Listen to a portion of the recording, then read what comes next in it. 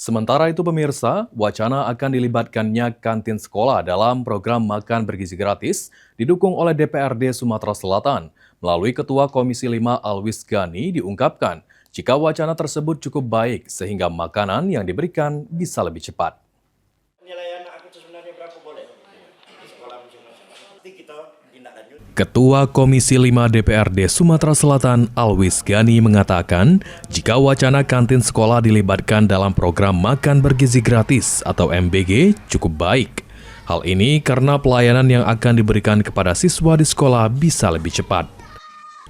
Selain itu, menurut Alwis Gani, jika nantinya MBG melibatkan kantin sekolah, biaya yang akan dikeluarkan juga tidak terlalu besar.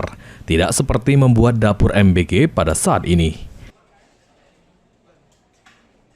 Itu salah satu wacana. Salah satu wacana yang berkembang itu akan memanfaatkan kantin-kantin sekolah sehingga ya juga ada bagusnya menurut aku masakannya. Sekolah itu kan bisa diukur budaknya. Misalnya untuk siswanya cuma 200, ya masaknya bisa lebih cepat, makannya juga lebih hangat. Ya mereka juga bisa ngantri.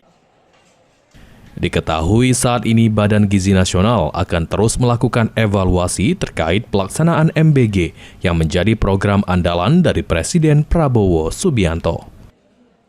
Tim Liputan PAL TV.